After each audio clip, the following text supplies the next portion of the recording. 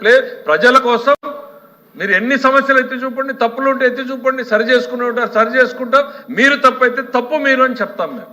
కానీ ఏదో పబ్లిక్లో గ్యాలరీకి మాట్లాడినట్టు సభలో మాట్లాడితే డెఫినెట్గా ఆవేదన అనేటువంటిది ఇటువంటి సభ్యుల్లో అందరిలో వస్తుంది. సభ్యులు కూడా రెస్టారెంట్ ఉపయోగించాం, మీరు అందరికీ డైరెక్షన్ ఇవ్వండి. Thank you. చెప్పిన దాంట్లో వారు మాకు చెప్పడం కాదు సార్, వాళ్ళ సభ్యులకు కూడా చెప్పాలి. ఆ విషయాన్ని చెప్తే హోందాగా ఉంటుంది. అంతేగాని మాకు కాదు అవతల వాళ్ళకి. ఇందాక రామకృష్ణ మాట్లాడారు, అధ్యక్ష రామకృష్ణ మాట్లాడారు, మేము వచ్చి మేము మాట్లాడడం చెప్తాము. ఇందాక చెప్పారు ఆయన, ఇది యాక్వా గురించి చెప్పారు. ఇది ఆయన పుస్తకమే, ఇది ఆయన వాళ్ళ పుస్తకమే.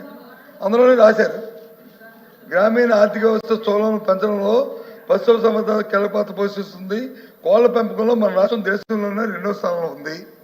మన రాష్ట్రం గుడ్ల ఉత్పత్తిలో 1వ స్థానంలో ఉంది. మాంస ఉత్పత్తిలో 4వ స్థానంలో ఉంది.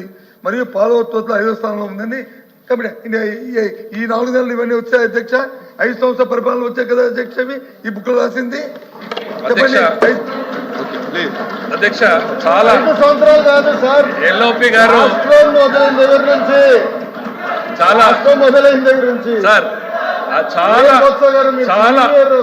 చాలా సంతోషం అధ్యక్ష. ఎల్ఓపి గారు పుస్తకాన్ని అంత సీరియస్ గా చదివినందుకు ఫస్ట్ అయితే వారికి ధన్యవాదాలు చెప్తున్నా అధ్యక్ష. మొదటిసారి పుస్తకం కాకపోతే లెగసీ అనేటువంటిది 2014-19లో నుంచి ఆ సెక్టర్స్ లో అదే విధంగా వస్తుంది. ఆక్వా రంగం మీద మీరు వచ్చిన తర్వాత సార్, ఆక్వా రంగం మీద మీరు వచ్చిన తర్వాత ఒక్క నిమిషం సార్, వస్తాను సార్, మీరు ఎత్తినాం సార్. ఆక్వా రంగం మీద మీరు వచ్చి విద్యుత్ భారం వేసి ఆక్వా రంగాన్ని చంపేయాలని చూసినటువంటి ప్రభుత్వం మీది అనేటువంటిది ఈ సందర్భంగా గుర్తు చేసుకోండి. మీరు నేను అన్నది అది దట్ రెఫర్స్.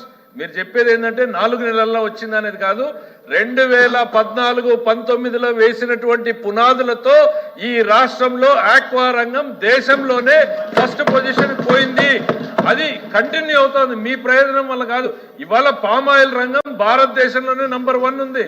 కానీ మీ వలన కాదు, మీరు ₹1 సబ్సిడీ కూడా ఇవాళ కేంద్ర ప్రభుత్వం ఇచ్చినటువంటి సబ్సిడీల్ని కూడా డైవర్ట్ చేశారు. కానీ ప్రజలు ఇవాళ ఆ పామాయిల్ వేయడం వలన నంబర్ 1 ఉంది. సో ఏది ప్రభుత్వ విధానాల వల్ల ముందుకు వచ్చింది, ఏది ప్రజల వల్ల వచ్చింది అనేటువంటిది డిఫరెన్స్ మనం చూడాలి. డెఫినెట్ గా మీరు చేసింది ఏవైనా ఉంటే మీరు చేశారు అనేటువంటిది నేను రిప్లైలో చెప్తా. ఇదిగో ఈ రంగంలో మీరు బాగా చేశారు, you should have continued this, we will continue. మాకు లోకేష్ బాబు గారు ఇదే చెప్తారు. ఎందుకు చాలా ప్రోగ్రామ్స్ మా సభ్యుల నుంచి ఆవేదన వచ్చినప్పుడు ఇది వాళ్ళు పెట్టారు తీసేయాలి అని అంటే మా దాంట్లో ఒకే డిబేట్ జరుగుతుంది. వాళ్ళు చేసిన దాంట్లో మంచి ఉందా లేదా మనం వెరిఫై చేద్దాం. మంచి ఉంటే లెటస్ కంటిన్యూ, ఇంప్రూవ్ చేయగలిగితే ఇంకా ఇంప్రూవ్ చేద్దాం తప్ప బ్లైండ్ గా రివర్సల్ పాలసీకి వెళ్ళొద్దు అనేటువంటిది మా పార్టీలో తీసుకున్నటువంటి నిర్ణయం అధ్యక్ష.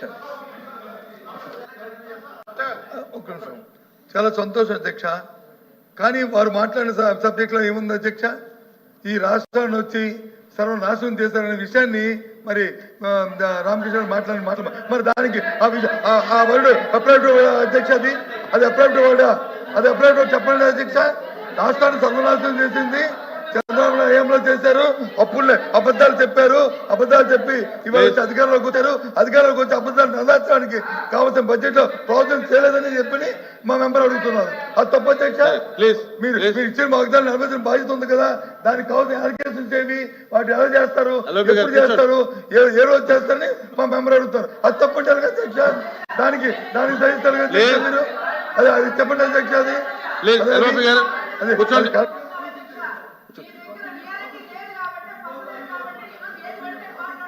మేడం మీరు కూర్చోండి.